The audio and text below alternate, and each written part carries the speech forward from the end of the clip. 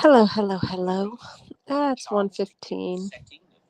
I'm watching old English ghost stories on Tubi. But I thought I'd check in because I'm not able to sleep. And, my husband's out of town, so I'm just laying here. Oh, now I'm going to get sleepy. It's just like lighting a cigarette at the bus stop. The minute you light it, there comes the bus. The minute I go live, I get sleepy.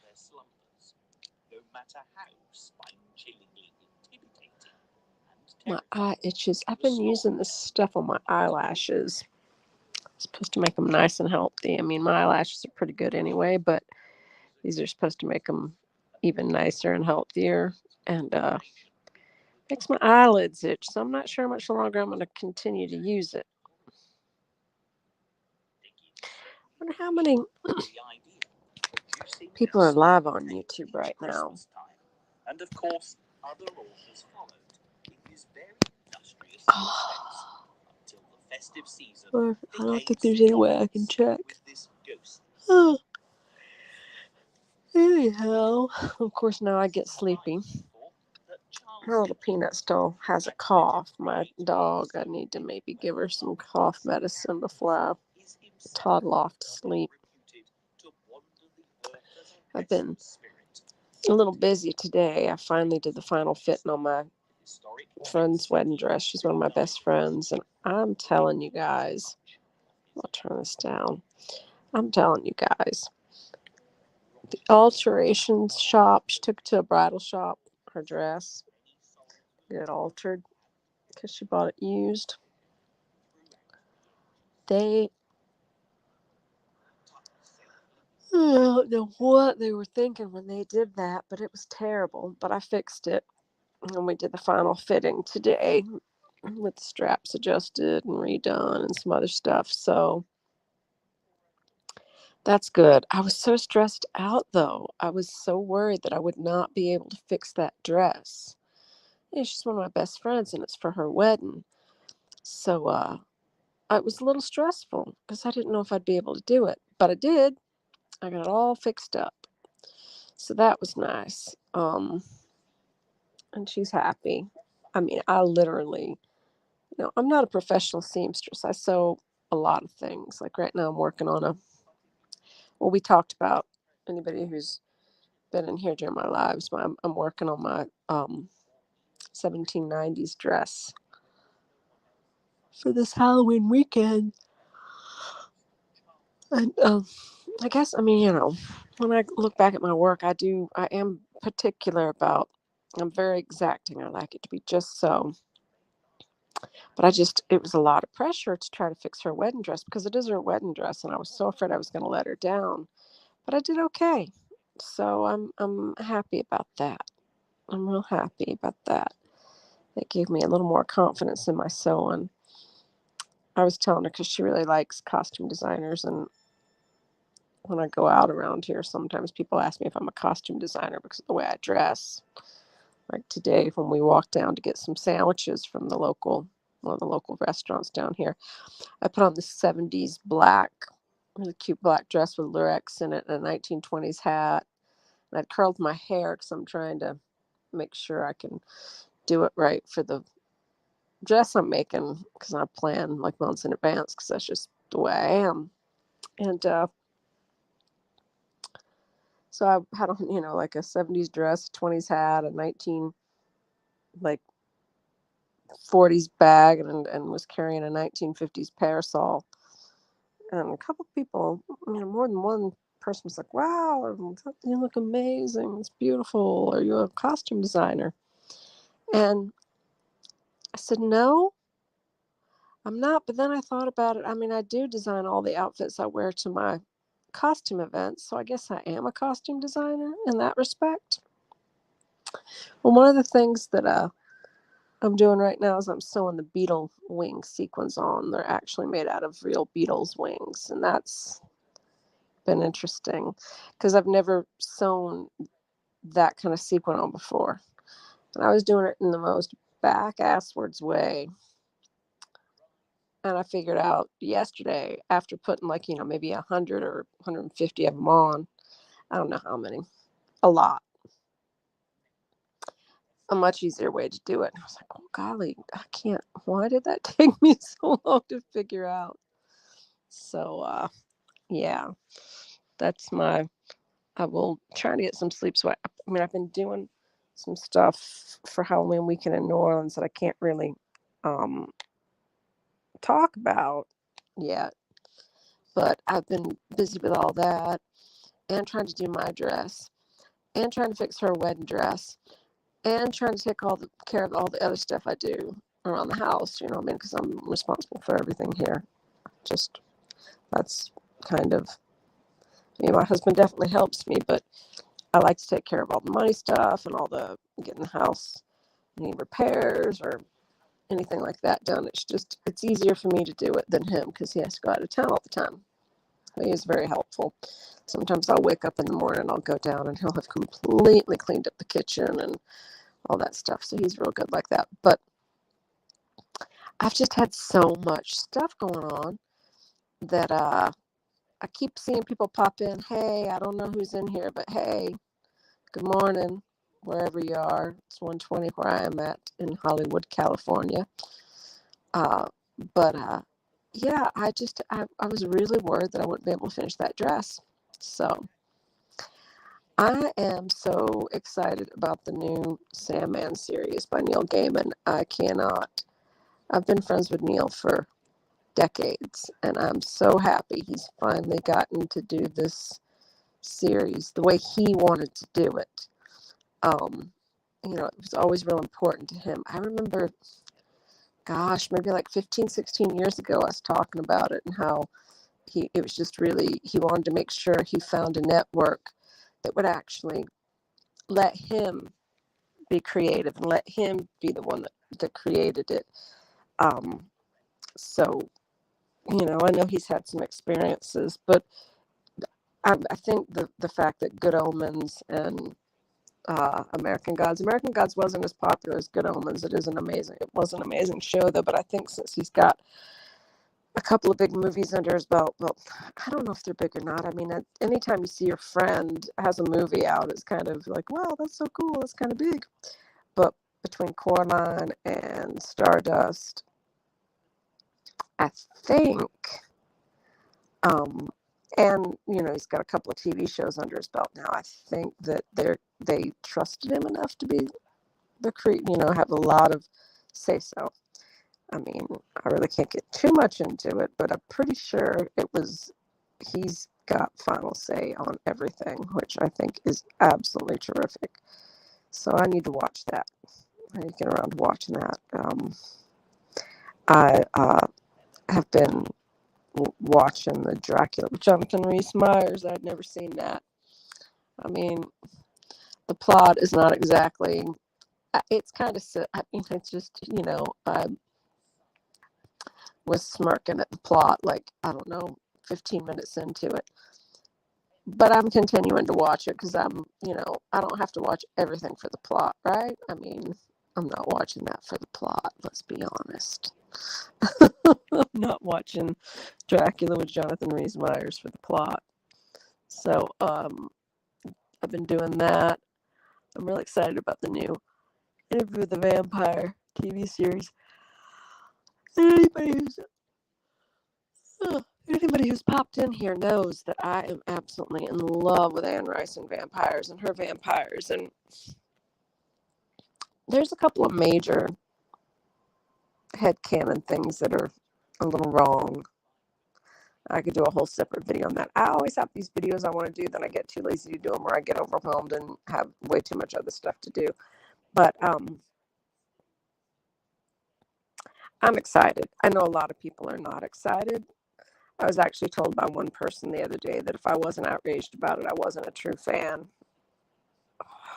Well, yeah, I can't tell you guys what I wanted to say because what I wanted to say contains a surprise that I'm working on. But I think I read the first one when I was like 12, Interview with the Vampire when I was like 12. So, I mean, everybody's like, well, that's not our Lestat, that's not our Louis. Da, da, da. Look, I didn't get Sting. I didn't get 1984 Sting, or not, even earlier than that. But I didn't get Sting as Lestat in the movie, did I? No, I did not. I'm never going to get young Sting as Lestat. So they need to suck it up. Because nothing that the TV show does is ever going to negate the books. It's not like the minute that TV show comes out, all the books are going to disappear off every shelf in the world. It's not like, an AMC executive is going to come in and take our Interview with the Vampire books off our shelves the minute that TV show comes out. It's not going to change no matter how good or bad it is. It's not going to change how much we love the books. I don't understand why people are getting so upset about it. They're just getting so worked up. And I mean, I do get it. When Interview first came out and I was a little young thing, and Anne Rice said she didn't want Tom Cruise, well, I railed and gnashed my teeth because, of course, Sting. But I thought Julian Sands would be amazing. I know now that probably would not have been the case, but, I still love the movie Gothic. Loved it. And my husband had never seen it. So sometime around 2000, late 90s, I decided I was going to show it to him. So I put it on, and I get maybe 30 minutes into it, and I'm like, oh my God, this is not holding up so good. This is not holding up so good in hindsight, I don't know, I can't remember what year it was made, but it was probably, I don't know, 20 years after it was made. I've been trying to show it to my husband 15 years after it was made, and it just was terrible. I mean, and I loved that movie. I absolutely loved that movie. It was just, oh my God. I think it's a Kenneth Russell movie, I think. He also did Lair of the White Worm, which is actually a really interesting story with Bram Stoker, or by Bram Stoker. And the story is really interesting. The movie, again, the imagery is amazing, though, because I've gone to a couple of vampire events specifically dressed in her style because it's so amazing. But the movie itself is, I think Hugh Grant's in it. Is it Hugh Grant? Yeah. So it's just, but I don't even know how you film that movie or that book, because that story, because it's such an interesting thing, So yeah, Lair of the White Worm is quite an interesting movie. It does not, Gothic and Lair of the White Worm do not hold up on rewatching. No, for me, they just don't. Lost Boys does, and it was the 35th anniversary of Lost Boys the other day, and that holds up for me.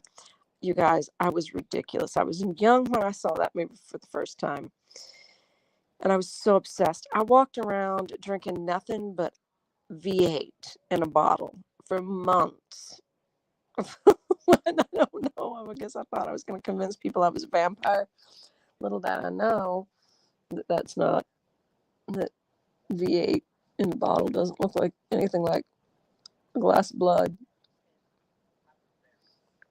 But I was a wee thing and just obsessed. And not like in an attractive, I wasn't attracted to any of them. None of the vampires, Michael, I wasn't attracted to any of the characters. I wanted to be Star really, really bad.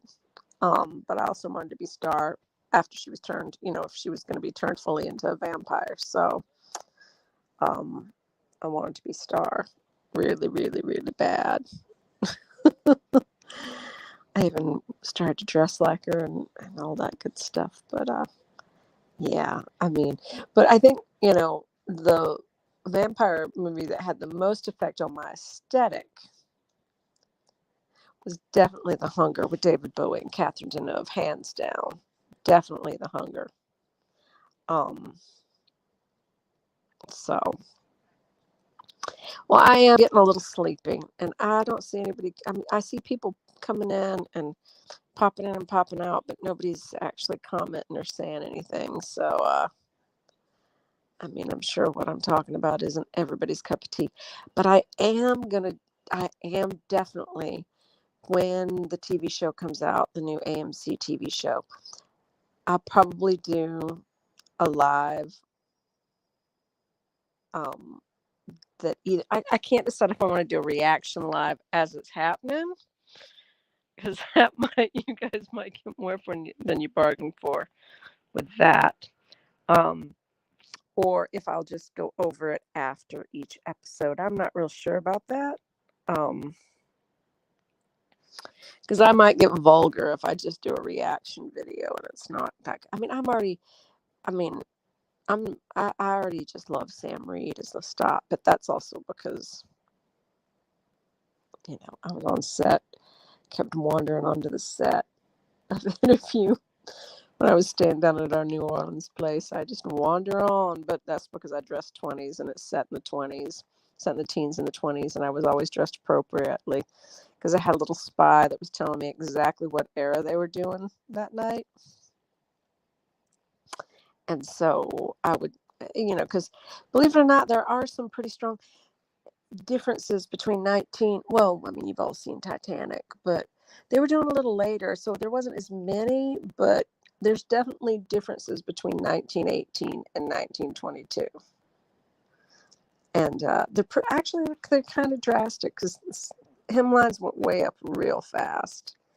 I mean, not way up. I guess modern people now wouldn't think they were that different, but they went from the ankle to like under the knee within half a decade, within 10 years.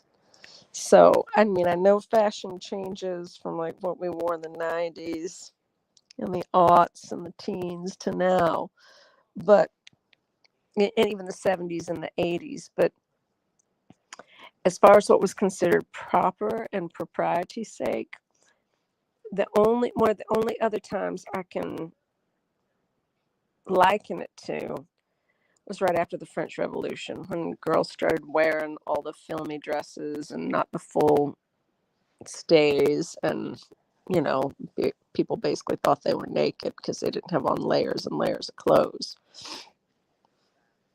Goodness, my throat's a little sore. I have not, as far as I know, gotten the Rona yet. But every once in a while, I think I've got it. I'm like, well, let's play that game today. Is it allergies or is it the Rona? So, well, I don't think anybody's going to pop in. I've been talking to myself for 20 minutes and now I'm getting tired. But I love you all. I hope everybody has a lovely, lovely day, night, morning, sleep, wherever you are. I do. I'm being pushed off the bed. But how do 2 5-pound dogs push my grown ass off this bed? And they're literally pushing me off the bed. Peanut's not coughing right now. I was going to give her a cough medicine. My husband doesn't like it. It's hydrocodone, which, I don't want to give it to her every night, but she definitely has coughing fits. I found out that the medicine they put her on is not for her cough, even though her cough seems to be improved. It's just to make her heart work more efficiently, because I think I told y'all she's got heart disease. Luckily, it's not. I talked to the vet again, and we're going to go in a couple of days or a couple of weeks. It's not full-on heart failure. It's just heart disease. My brain just shut down. I was like, heart failure, but it's not. It's heart disease. And I mean, of course, that will eventually lead to heart failure. I don't want to talk about that. But anyway, I am going to tootle off into the night. It's 1:35 in the a.m. here. I've got hundreds of more sequins to sew on the morrow, and my husband's coming back home, so I should probably get a little sleep if my dogs don't push me off the bed. Anyway, love and light to everyone. I hope y'all have a lovely Sunday. Goodbye.